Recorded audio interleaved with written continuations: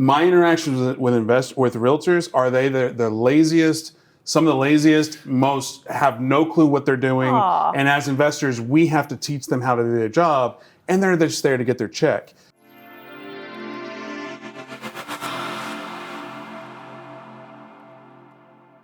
Hot topic, buyer's agent commission. Yeah, It is completely illegal now to pay your buyer's agent. incorrect. Okay. 100% incorrect. Why don't we just take a minute? There was a big class action lawsuit, which is super cool now. I don't know if you saw. Yeah. One of the plaintiffs actually has now launched a flat fee real estate fintech company.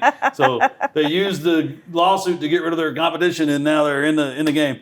But that's usually what starts these things, right? It's right. Interesting. Big settlement. National Association of Realtors agreed to make some changes. Mm-hmm. Could you give us like the real information behind that and how it affects the actual marketplace? Yeah. So the way that what it all came down to at the end of the day, in my opinion, is it's a perspective of disclosure. Agents got in trouble because they didn't properly disclose agency and commissions. And so oftentimes you would find agents say, oh, don't worry, the seller pays for my commission, right? That's not how that works. The buyer has always paid for the seller's commission. It was built into the way the deal was structured. And so oftentimes commissions were seen as a marketing incentive for the sale of the home. That if I provide an incentive to the agent, they'll bring in more buyers. Same concept that builders do, right? Builders offer marketing incentives to agents. It's built in the same way that you pay for professional photographs and the way that you would offer a carpet allowance. If the buyer's agency commission was not paid for as an incentive from the seller, then the buyer would have to pay for that commission out of pocket. And then depending on the affluence of that buyer, that either makes or breaks a deal, right? If it's a first-time home buyer, oftentimes they're cash strapped. And so they don't have the funds to afford to also pay for their commission of their agent. And so having an incentive coming from a listing agent was a benefit because it allowed the buyer to come in with very little cash out of pocket. And so it was kind of, historically, it's always been built in. The NAR settlement really is tied to how we advertise and communicate commissions.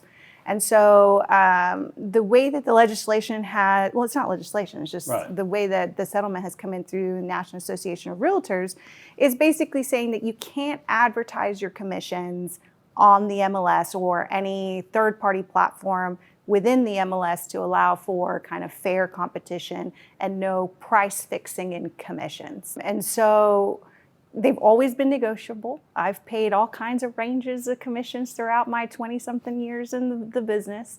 And so now I just have to be able to talk to my consumer and say, okay, I don't know if there is a marketing incentive necessarily on this commission for this particular property. When I write my offer, I'm going to first, just like it's always said in my representation agreement in Texas, I'm going to first ask the listing agent and see if they'll cost share with me on my commissions. If they don't, I'm going to go and ask the seller for that through the structure of the offer. And if they still won't agree, then at that point, any difference that I'm not able to negotiate within the structure of the deal will come from our separate agreement between you and I in closing. So one thing that in my limited exposure to realtors or that agency side of the world from an investment side, I look at it and it just makes me laugh, the whole situation. Yeah. Because from my perspective, and again, through the investor the lies lens, of an investor. through the lens of an investor world, my interactions with realtors, are they the laziest? Some of the laziest, most have no clue what they're doing. Aww. And as investors, we have to teach them how to do their job, and they're just there to get their check. So when the status quo has been the same, and you can jump in or rip me apart, has been the same for so many years, and then all of a sudden they get slapped on the wrist, to me it's like, oh, y'all got greedy and got caught. Well, I think it's unfortunate that throughout your experiences, you've worked with really bad agents. We had a Tim and I used to work together 10-something years ago, and there was a woman, and we don't need to drop her name. Yeah. The ongoing joke was once we got a signed contract, she was already at the casino before the check cleared. Oh. Remember that? Yeah. DM, baby. DM. But that was the ongoing joke because she was just like, I got this house. I know I'm not going to put it on MLS. Here, y'all buy it. before the ink is dry, she's already up at Choctaw. Well, and I think, number one, I do appreciate that explanation. Number two, the settlement makes it out like the National Association of Realtors was the frickin' Teamsters and John Gotti and organized crime, price fixing. Where are the bodies? But the other thing is that I find comical is they say that it will help lower the cost of housing for buyers. But I don't know of a single seller out there that is like, great, I don't have to pay the 3% to the buyer anymore. I'll lower the price by 3%.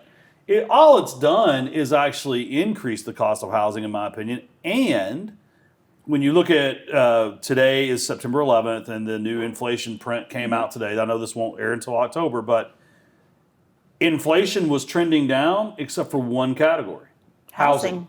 Yeah. Housing is the only thing that made it go back up. And now that rates are dropping and the cost of the transaction have gone up for the buyer, you're going to see now the buyer says, well, I need you to pay my agent 3%. And what do we always say as a seller when someone asks us to pay something?